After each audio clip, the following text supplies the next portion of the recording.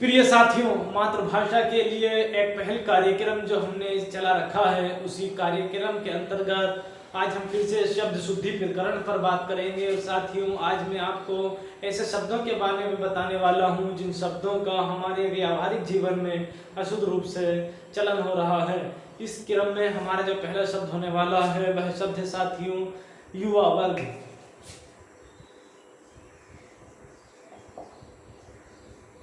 साथियों, यह युवा वर्ग शब्द जो हमने अपने व्हाइट बोर्ड पर लिखा है, यह शब्द वार्तनिक दृष्टि से या यूँ कहें कि व्याकरण की दृष्टि से यह शब्द बिल्कुल अशुद्ध शब्द है।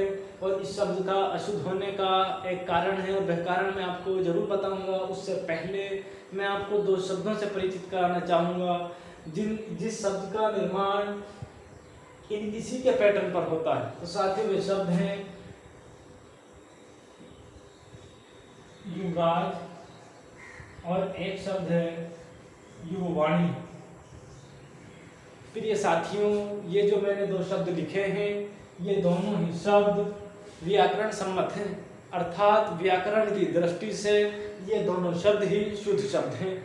तो फिर इस शब्द का अशुद्ध होने का क्या कारण है? तो इस शब्द के अशुद्ध होने का जो कारण है साथियों, वह है संधि प्रक्रिया का हमें ना आना, संधि प्रक्रिया का हमें ना समझ पाना। तो इस शब्द का निर्माण जो होता है संधि प्रक्रिया से होता है, इस शब्द का भी संधि प्रक्रिया से और इस शब्द का भी। तो इन शब्दों का निर्माण कैसे होता है मैं बताता हूँ। संस्कृत भाषा में साथियों एक मूल शब्द होता है युवन, और युवन में जैसे ही हम वर्ग शब्द जोड़ेंगे साथियों, तो नालोप व्यंजन संधि के कारण इस ना का लोप हो जाएगा, और जैसे ही ना का लोप होगा तो यु और वर्ग मिलकर साथियों बनेगा शब्द यु वर्ग। ऐसे ही इन दोनों शब्दों का निर्माण होता है युवन प्लस राज, ना का लोप हुआ, ना लोप संधि के कारण शब्द बनेगा हमारा युवराज। और ऐसे ही साथियों अगला शब्द है युवाणी, वो भी यु प्लस वाणी शब्द से मिलकर बनता है, ना का लोप हुआ शुद्ध शब्द बनता है युवाणी। तो साथियों आप भली भांति समझ गए होंगे कि इस शब्द का निर्माण किस प्रक्रिया से होता है। तो शुद्ध शब्द होता है हमारा युवर्ग। अगर आप युवा वर्ग को ही शुद्ध माने तो उसका अगर हम संधि विच्छेद करने की कोशिश करें तो युवा वर्ग का संधि विच्छेद होगा युवा प्लस अवर्ग, अर्थात ऐसे युवा जो किसी वर्ग में ही ना हो। लेकिन हमारे कहने का तात्पर्य ये कदाचित भी नहीं होता। हमारे कहने का जो मतलब होता है साथियों वह होता है युवर्ग, अर्थात कि युवाओं से निर्मित है जो वर्ग। तो साथियों हमारा संधि विच्छेद इसका होगा युवन प्लस वर्ग। आप भली भांति इन शब्दों से परिचित हो गए होंगे। अब हम चलते हैं अपने मातृभाषा में प्रचलित दूसरी महत्वपूर्ण अशुद्धि से संबंधित अशुद्धि के बारे में जानते हैं। वह शब्द है हथिनी।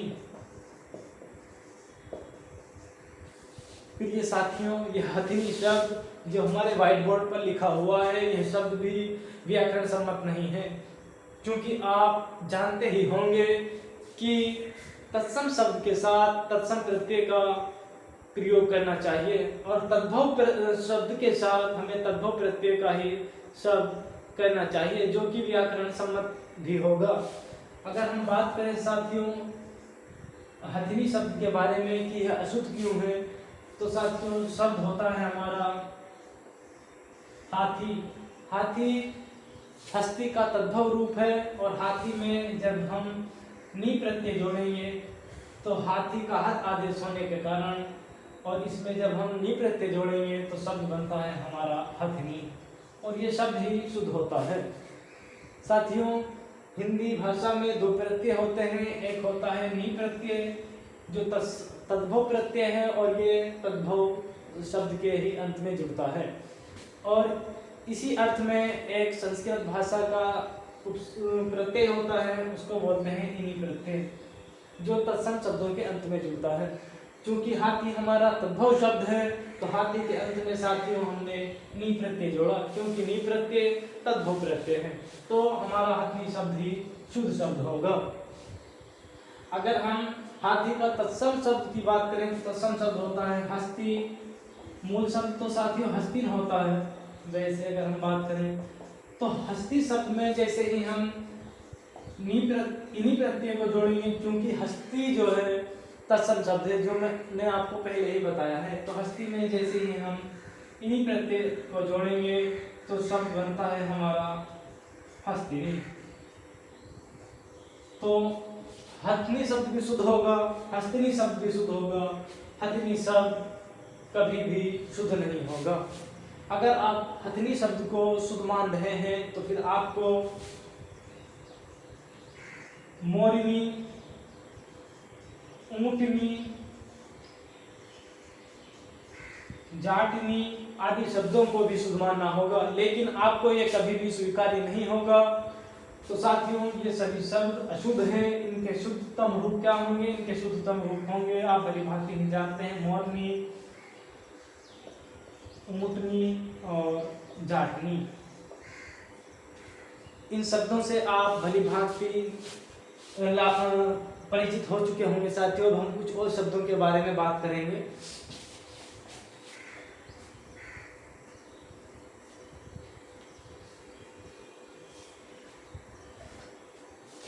प्रिय साथियों, एक शब्द होता है शताब्दी।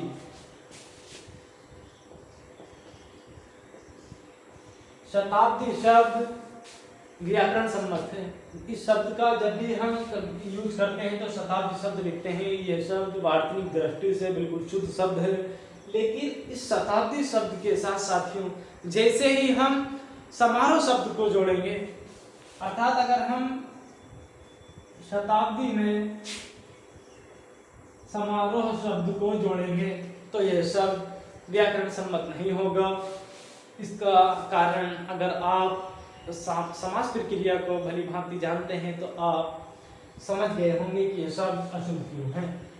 तो शताब्दी में अगर हम समारोह शब्द को जोड़ेंगे तो साथियों शताब्दी में कभी भी दीर्घ इकार का प्रयोग नहीं होगा, अर्थात शुद्ध शब्द होगा शताब्दी समारोह। यह शब्द वार्तनिक दृष्टि से बिल्कुल शुद्ध शब्द है। अब हम और शब्दों के बारे में साथियों आपको बताएंगे। एक शब्द होता है तत्व, एक होता है सत्व, एक होता है साथियों महत्व, एक होता है तत्वावधान, महत्वपूर्ण। साथियों ये शब्द जो हमारे व्हाइट बोर्ड पर अभी हमने लिखे हैं, ये सभी शब्द व्याकरण सम्मत नहीं है। इन शब्दों का शुद्ध रूप क्या होगा मैं आपको बताने की कोशिश करूंगा। साथियों तत्व शब्द अशुद्ध शब्द है, तो इसका शुद्ध रूप होगा तत्व, अर्थात इसको ऐसे भी लिख सकते हैं अगर ये दो आवर्तकता का इस तत्व में प्रयोग किया जाना चाहिए। ऐसे ही शुद्ध शब्द होगा सत्व, ऐसे ही महत्व, और साथियों तत्वावधान। तत्वावधान ऐसे लिखा जाएगा, शुद्ध शब्द यह होगा। ऐसे ही महत्वपूर्ण साथियों, महत्वपूर्ण,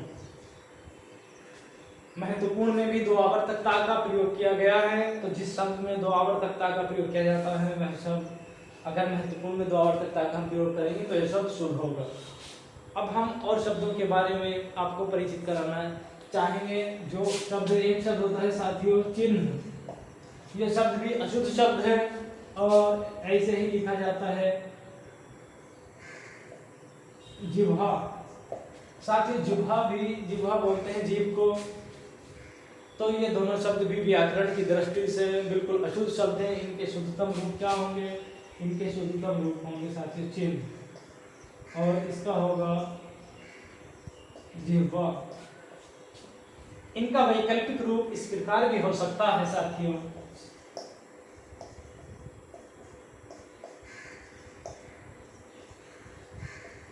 ये इनके वैकल्पिक रूप है। वस्तुतः दोनों ही शब्द शुद्ध हैं। और ऐसे ही साथियों एक शब्द होता है हमारा बारात। प्रिय साथियों सभी लोग बोलते हैं कि हम बारात में जा रहे हैं, जबकि यह शब्द वार्तनिक दृष्टि से अशुद्ध है, अर्थात यह शब्द व्याकरण सम्मत कदाचित नहीं हो सकता। तो इसका शुद्धतम रूप होता है साथियों बारात। बारात शब्द अशुद्ध शब्द होता है। हम कभी बारात में नहीं जाते, बल्कि हम बारात में जाते हैं। और बारात शब्द की व्युत्पत्ति संस्कृत भाषा के वर यात्रा शब्द से होती है। तो साथियों, आप इस शब्द से भी भली भांति परिचित हो गए होंगे। अब मैं आपको कुछ और शब्दों से परिचित कराना चाहूंगा।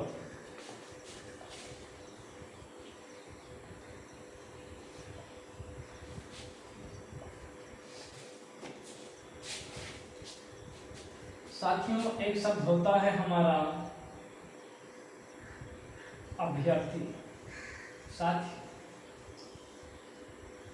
लोग बोलते हैं कि एग्जाम देने कितने अभ्यर्थी आए हैं, और यह शब्द भी बिल्कुल अशुद्ध होता है। ऐसे ही कुछ लोग बोलते हैं अत्यधिक,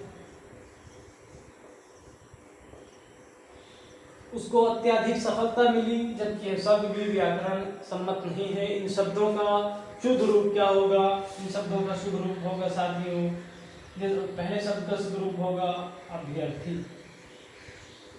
अभ्यर्थी शब्द का निर्माण संधि प्रक्रिया से होता है। अभी में जैसे ही हम अभी उपसर्ग तत्सम उपसर्ग और इसमें अर्थी शब्द को जब हम जोड़ेंगे तो शब्द का निर्माण होता है अभ्यर्थी। उसी पैटर्न पर इस शब्द का निर्माण होता है तो उपसर्ग के साथ जैसे ही हम अधिक शब्द को जोड़ेंगे तो हमारा शब्द बनता है अत्यधिक। अत्यधिक ये शब्द अत्यधिक, यह शब्द अत्यधिक गलत शब्द है, सुशब्द होता है अत्यधिक। ऐसे ही अगर हम बात करें साथियों, एक शब्द होता है खेती। खेती शब्द व्याकरण की दृष्टि से बिल्कुल शुद्ध शब्द है, लेकिन जब हम कभी भी बात करेंगे खेतीहर, बोलते हैं कि खेतीहर मजदूर, तो खेतीहर अशुद्ध शब्द है। खेती में जैसे ही हम हर को जोड़ेंगे तो शुद्ध शब्द बनता है खेतीहर, अर्थात ता पर ह्रस्व इकार की वर्तनी हो जाएगी। अब हम आपको कुछ और ऐसे शब्दों से परिचित कराएंगे जो हमारे दैनिक जीवन में सरासर गलत रूप से प्रयोग किए जाते हैं। उन शब्दों में साथियों जो पहला शब्द है वो है वापिस। साथियों, वापिस शब्द कदाचित शुद्ध नहीं हो सकता, अशुद्ध शब्द है। ऐसे ही बहिन कभी भी शुद्ध नहीं हो सकता। ऐसे ही सारिणी अशुद्ध शब्द है। और एक शब्द होता है अहिल्या, ये भी अशुद्ध शब्द है। द्वारिका अशुद्ध शब्द है। तो इनके शुद्धतम रूप क्या होंगे? इनके शुद्धतम रूप साथियों में इधर लिख देता हूं। ये होगा हमारा वापस, ये होगा हमारा बहन, ये होगा हमारा सारिणी, और ये अहल्या, और ये है हमारा द्वारका। इन शब्दों को समझने के बाद मैं आपको कुछ और शब्दों से रूबरू कराना चाहूंगा जो शब्द बहुत ही गलत लिखे जाते हैं, गलत बोले जाते हैं, गलत उच्चारण जिनका किया जाता है। तो वे शब्द हैं साथियों हमारे, एक शब्द बोलते हैं हम मनोकामना, और एक बोलते हैं मनोचिकित्सा।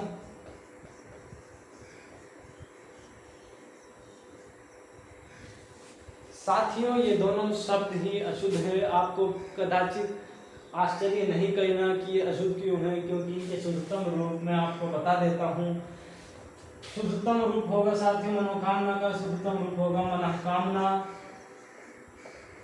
और मनोचिकित्सा का शुद्ध रूप होगा मनश्चिकित्सा।